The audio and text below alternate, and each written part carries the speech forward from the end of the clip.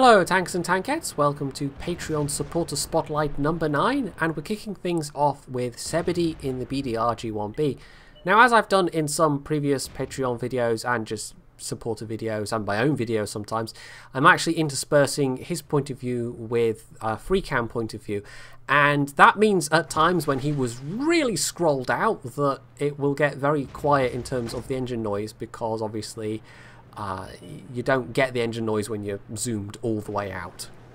And I didn't think to save the audio track for the free cam mode, so that one's just part laziness on my part, really.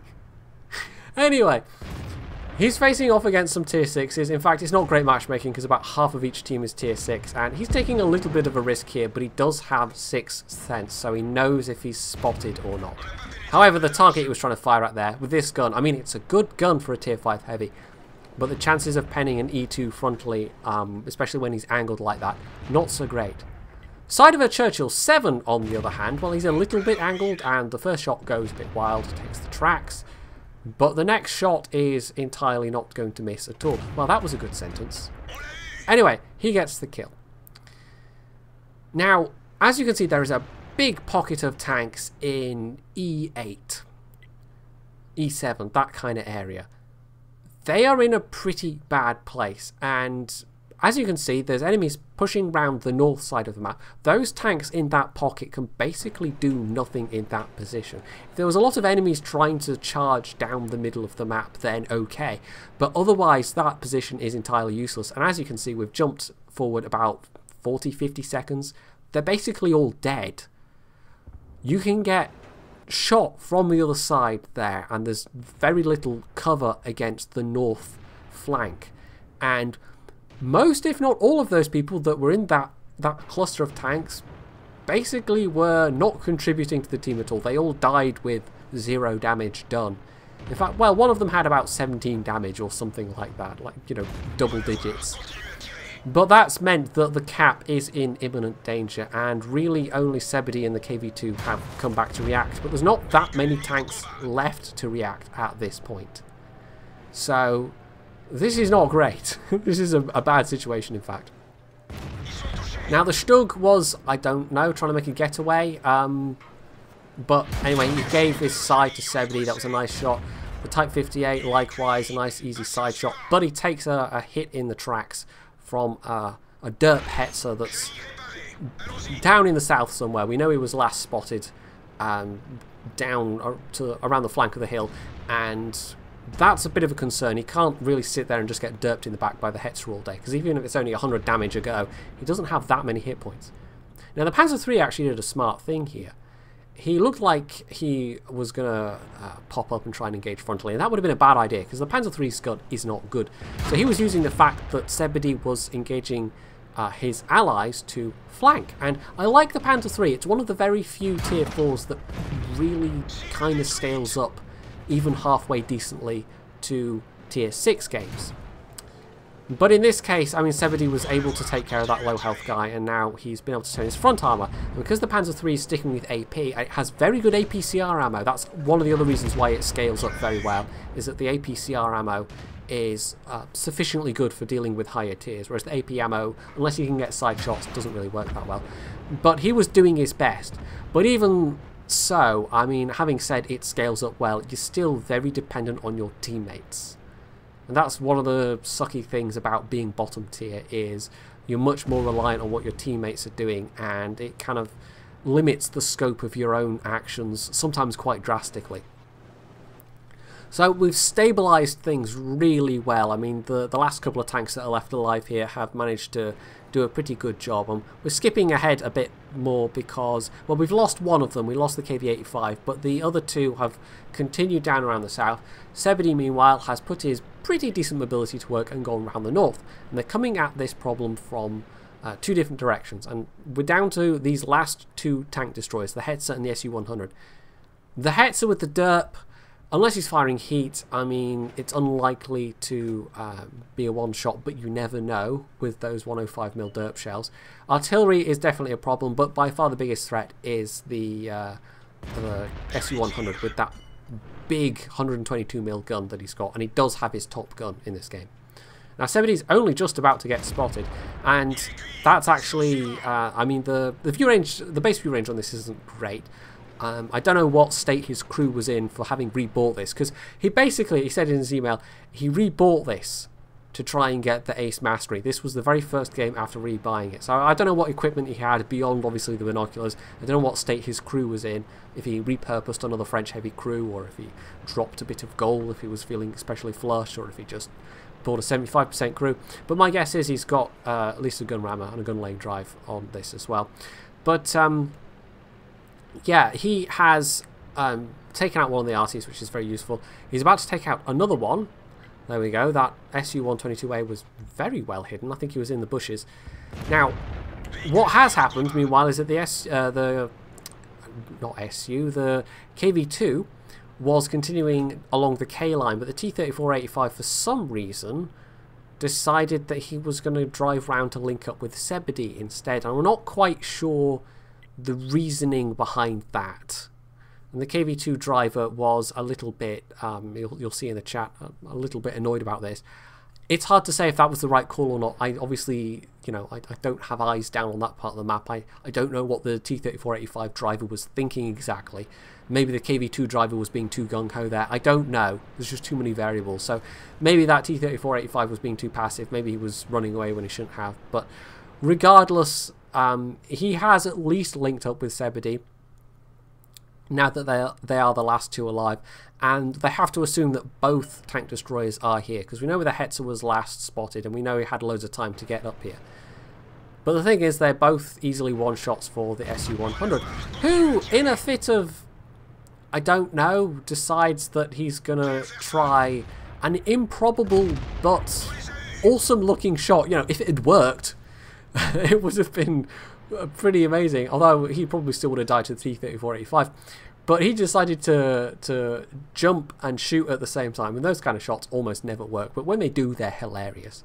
And he kind of threw that away a bit there. Maybe he just thought they'd split up and come behind, because as it turns out, the Hetzer was kind of down there and has only just made an appearance, so equally that Hetzer has made this ending what it is.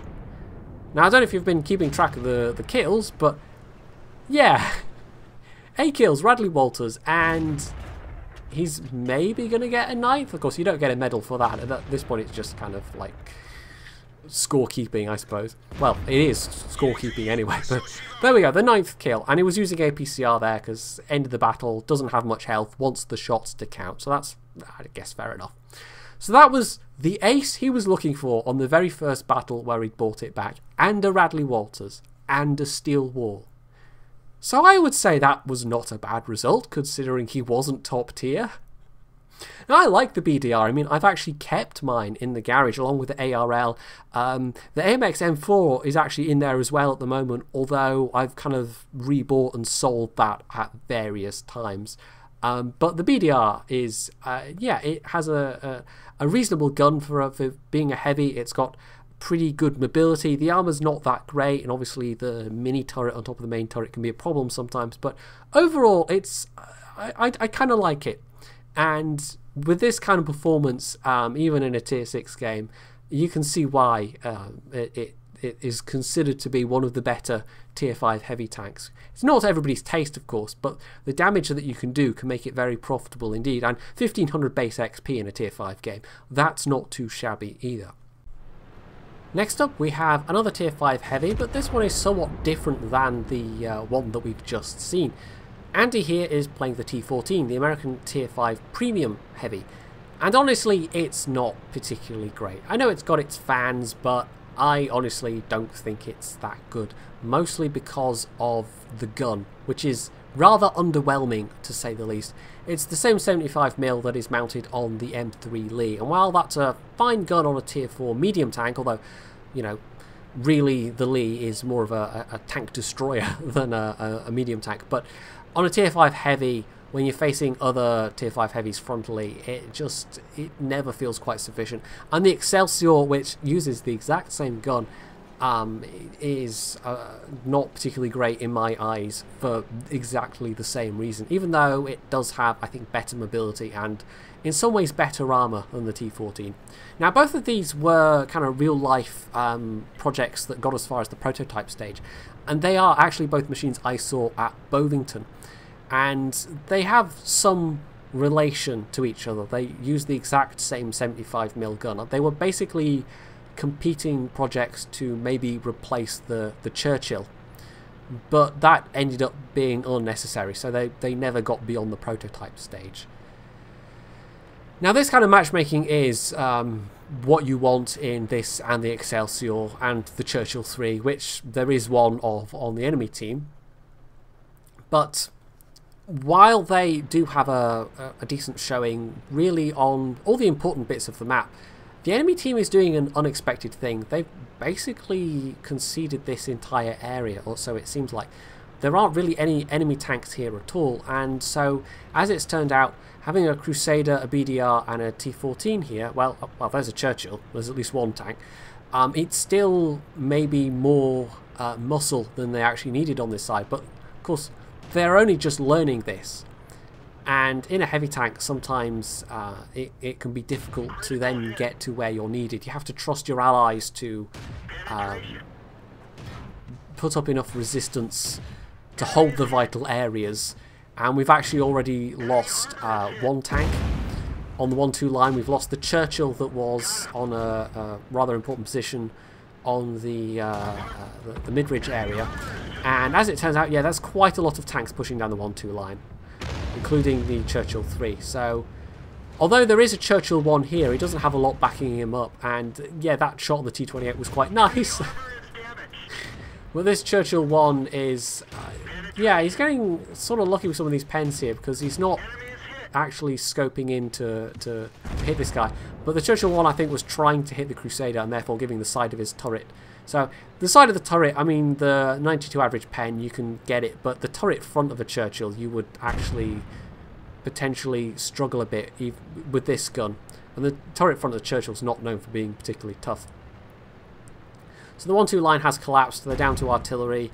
The Churchill 1 in the mid-ridge position basically got obliterated even by the enemy artillery. And it's, yeah, this is looking a bit dicey actually now. There's a single M2 medium and artillery on 2/3 of the map, and they're kind of stuck over here on this side of the map. And it's a choice at this point whether to try and go for their cap or to go to the mid-ridge. And if you go to the mid-ridge, you're potentially exposed to fire from a lot of different sides. Whereas if you go towards their cap, well, the artillery might be there. You can maybe put pressure on the cap. There's a bit of terrain to use, but you're still very exposed to the mid-ridge area. So this map is kind of tricky. And it's one of those situations where the enemy team does something unexpected. And sometimes, most of the time, an enemy team doing something unexpected and being in the air quotes wrong places, it's not going to go well for them. But sometimes it will go well for them because you will end up in a situation where you're out of place as it's turned out, and by the time that you learn it, it's too late for the rest of the team, who have, as in this case, ended up collapsing. So this is definitely an uphill fight at this point. They've only got well, I mean, artillery is going to go down. They might blat somebody in the face if they're lucky, but the Churchill 3 and the medium tanks probably will take them out without too much trouble. Now, at least we know anything that was there on the 1-2 line is probably still going to be down there. So they're not going to get sniped from that side, but the T-34 is still in the mid-ridge somewhere.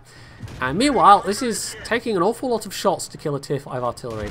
It's one of the reasons why I don't like this gun. On most Tier 5 heavies, it really wouldn't take that many shots. It would take 2, 3 at most, but not 4. Now, the Churchill 3, obviously, it would take at least that many, if not one more, but it can get the shots out that quickly that it would have happened quicker, and therefore been a bit less risky. Now, I'm not quite sure why the T-34 wasn't shooting him at this point. At least one of the enemy mediums is going for the friendly cap. In fact, I think more than one. And they could have come back. But as you can see, well, Well, there we go. There's the T-34. So it wasn't the T-34. It must have been the other T-34 and the M4 that go on the cap. The Churchill 3, meanwhile, has actually come back. And there's also an M3 Lee that's been lurking on the 1-2 line the entire time. That's also come back. And there we go. There's a Churchill shot. And that M3 Lee actually had 3 kills. So this gun on a Tier 4 medium, well, kind of a medium, kind of a tank destroyer, it's not bad.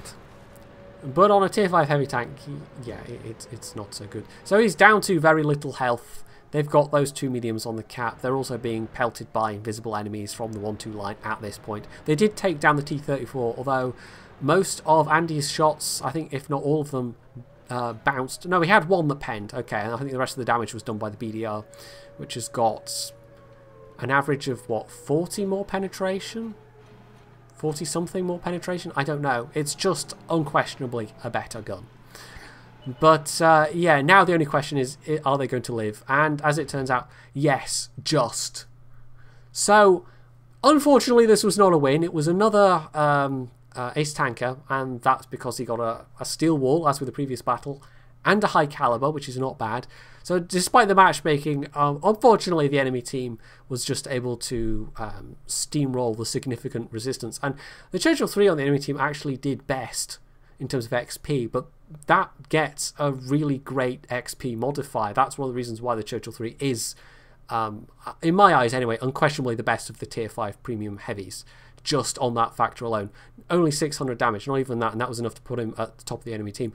But because of courageous resistance bonuses, Andy actually had the best XP score of either team, and because he was running a premium account, because he wasn't spamming premium ammo, because he was doing quite well in terms of damage and XP, nearly 60k profit, and that's not half bad for a Tier 5 premium of any stripe. So despite the fact it was a loss, sometimes if you walk away from a loss with a nice pile of credits, it's some consolation. So that was a bit of a sad ending to that last replay. Let's see if we can't pick things up a little bit. This is Manti 111, and we've seen him before in the Object 704, and this is going to be a rather nice game for this machine indeed. Now, he's got very good matchmaking. There's no artillery, there's only a couple of Tier 9s per side. The rest are mostly Tier 8s and a couple of Tier 7s. Now this is one of the prime initial positions for a tank destroyer, especially when there's no artillery to worry about. But yeah, he just, unfortunately, because he's basically grinding against that Jagdtiger who got to the bush before him, it meant that that shot, as he was turning into the Jagdtiger, it was throwing off not only his shot, but the Jagdtiger's shot as well. If he'd been sat a little bit further back, he probably could have nailed that 40T and really ruined his day. But as it is, he's already pretty low health. And that just does seem to be a common thing with Lorraine 40T drivers. They rush in ahead of everyone else and then therefore die ahead of everyone else. And it used to be like that with the Hellcat as well, the old Hellcat, which used to be one of the best Tier 6 scout tanks. Yes. So anyway, he basically gets bored sitting there and actually decides to join this flank. And there's actually another Jagdtiger 8.8 here. The one that was in that bush actually pushed up into the middle. It's not the same one at all. But this is going from being a rather nice push to a sudden encirclement because they had nothing on the one line, and a VKB and a T-34-3 have come up behind them. Now Manti unfortunately takes a hit from that CDC, just over an average roll, but it shows you that the armor on this, I would class it as troll armor rather than reliable armor. I think most tank destroyers, apart from, was it the 263? They don't really have fantastic armor, even the kind of, in theory, well-armoured ones. I mean, I suppose the E3 is the other very well-armoured machine. In fact, it's actually really well known for it. I don't know why I didn't think of that first. But anyway, yeah, but this is more in the category of troll armour. You'll sometimes get troll bounces on your mantlet, on your sloped sides, but it's not something you should count on.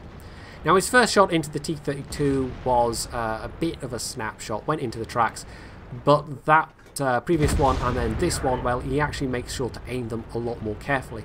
The WZ also did a fairly good job there, being quite aggressive and pushing around. And you'll actually see on the end score screen that the WZ has a very good score indeed. Now on the river side path, It initially looked like they were going great guns, and then they ran into a whole bunch of resistance, and now it's just a Centurion that's left out. Oh, yes, goodbye, Mr. T-34-3, yes. Manti, fully anticipating that guy trying to come up round behind him, decided that no, he wasn't going to have any of that. So the coastal path has fallen. They've got a couple of tanks that are pushing the 6-7 line, inexplicably, including a Rheinmetall over open ground, which is not the best plan when there's an AT-15 defending. But it basically seems like at this point they are going to have to go back. Now, Manti tried a snapshot against the VKB, and that's very rarely going to work, and even a slightly more aimed shot. Yeah, unfortunately he takes a big hit in return, so even when you get a chance to sit and aim a little more at the VKB, that armour is still very, very tough indeed. However, the VKB then goes for the WZ, and this is, despite the toughness of the VKB, I can say words, a 2-on-1 situation, and that always puts you, however well armoured your tank is, at an inherent disadvantage, because you can only put the strongest armour in one direction. The WZ actually does a good job of damaging the guy anyway, I suspect with heat ammo, because when you're faced with 175 average pen versus the monster that is the VKB, hell yes, you're going to switch to your premium ammo. But as for the rest of it, well, they've only got one tank left in the middle now. We've skipped ahead a little bit further on. And Manti actually, with his binos, he's thinking that there's going to be tanks popping up from the other side that are going to threaten the cap. And actually, that's not really what seems to happen at all. And it's what you would think would happen. I mean, it's the logical guess. And a lot of this game and any kind of online game really, well, the slower paced ones, the more kind of strategy oriented ones, as opposed to something more madcap like, I don't know, CSGO. Although I suppose even those, it does still apply, but there are things that you do based on what you think other people are going to do. And these are, at best, educated guesses, because of course, people are inherently unpredictable. Yes, they are. Yes. I'm not even going to... No, I'm not even going to correct myself there. I'm just going to go with it. Let's just roll with it. So that is one of the appeal of these games, but it also means sometimes that things just happen that you don't expect to happen, as with the previous T14 game, where the enemy team just basically really didn't contest an entire flank, and it worked out for them.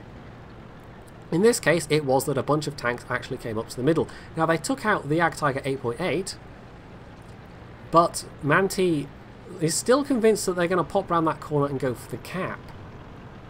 And he says this himself in his email, that he thought that they were just going to turn up here at any second. But I think with the benefit of hindsight, and that is a very easy thing when you're watching someone else's replay, of course. With the benefit of hindsight, if they were going to have appeared from here, they would have done it by now. But it still makes their actions not particularly explicable, as you're going to see very shortly. Now, he's set himself up there where he's going to get a good shot. Initially, he was back over in A4, and if enemies had appeared, well, it would have been a good position, because he could have spotted for the WZ in the middle, and they would have had a nice bit of crossfire going on. But that's not what the enemies that are remaining are doing at all. Now, we know where the AT-15 was, and it's kind of understandable they'd be there. It's not a particularly fast machine, and as it turned out, having a defending tank destroyer proved to be quite important. But after that initial batch of enemies went into the middle that they then took care of, lo and behold, batch number 2 appears, and, well, it's just the Rheinmetall, but oh, there's the E75 as well, so yes. That WZ is now outnumbered 2-1, and the E75 has got rather a lot of health left, although Manti does spot in a little while, a little bit later on, that this guy is actually stock. And the main difference you can tell a stock turret from the elite turret on the E75 is the little frog eyes, although there might be other telltales, but that's the most immediately obvious one to me.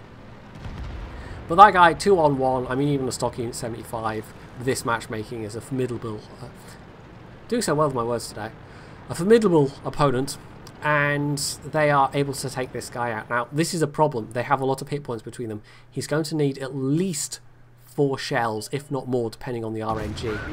And because he's firing AP at the Rheinmetall rather than HE, well, You might as well go for AP in this situation because it's going to be 2 shots either way, although HE obviously has more chance of doing criticals. Now there's that E75 and right through the front of the turret, and he immediately backs off and gets an auto bounce, which is very, very handy. There's that troll armor coming into play, although it's more the reasonably low profile. Now the E75 just rushes forwards, fluffs a shot into the ground, and that gives Manti an easy second shot.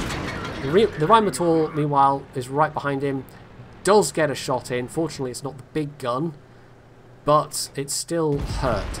And, yeah. Hooray for unnecessary ammo racks. I mean, the previous one we had a very useful ammo rack from full health. It doesn't happen very often. But in this case, it was like, well, the Rheinmetall was going to die either way. But that was just like, okay, unnecessary fireworks, why not? So at this point, he continues forward into the middle. And this is actually not a terrible plan, because if the AT-15 is still camping base, well, it gives him an opportunity to use his binoculars to maybe spot where the guy is exactly. And if the AT-15 was trundling up behind those guys, well, this is a position where there's a bottleneck. But the downside is the AT-15, with his rate of fire and his gun, is easily capable of killing Manti. And you can see exactly how many hit points he's got left. Now, he did have some lucky rolls with those 4 shots. He actually had some above average rolls. But he's going to need a pretty nice above average roll to one-shot this AT-15. And while he's reloading, the AT-15 can easily get off, I don't know, at least 3 shots, maybe even 4 with that 20-pounder gun. So, although this is a very big gun, there's every chance the AT-15 could walk away the victor. So it all comes down to this. So he puts the shot in. It is a slightly below average roll. So RNG, having been kind to him previously, suddenly deserts him, but not totally. But this is the absolutely vulnerable, you know, this is the very bad point. Manti has used his repair kit already, and one more shot's going to decide it, but he's reloaded. He was able to use that wreck, he was able to back off, buy sufficient time, and that split second of reloading before the AT-15 was all it took to turn this extremely close game into a win. So that was, I think, fairly well played by Manti there. So that was another ace. We've just had straight aces all the way today. It's usually the way. Also a top gun, also a high caliber, nearly 6,000 damage, 7 kills. Not half bad at all, considering, well, the bottom 4 tanks, bottom 5 tanks, 4 out of 5 had 0 damage. Not as bad as the previous game when there were 6 tanks with 0 damage, some of them top tier. But even so, it was the qualities of the 704 were enough that he was able to turn this close game, despite a couple of dud calls, I would say, in retrospect, into a win. But it was remarkably close all the same. So there we go. This is my first of the Patreon videos that's in glorious 1080p. And as you may or may not be aware by this point, my better internet has finally arrived. The initial appointment date for the engineer coming round, they actually managed to miss it with absolutely no explanation whatsoever. But I only had to wait another couple of days before another appointment. And yeah, it all in all took, I think, less than an hour. I had a couple of new routers. I think they did something at the cabinet around the corner, and hey presto, I can now upload basically everything in 1080p. Now, 1080p 60 FPS, maybe, maybe not. I might experiment with a Crusader Kings 2 video where I know I can consistently get 60 FPS. With World of Tanks is a bit too much all over the place, but World of Warships might be a possibility as well. So there might be some experimentation, but we're probably going to be sticking at 30 FPS for the most part. But like I said, we'll see. So if you enjoyed these videos, if you liked this brace of aces, I just thought of that. I'm probably going to get downvotes for that, but whatever, let's go with it. You can hit the like button, you can leave any comments below, you can subscribe to my channel, and as always, stay tuned for more.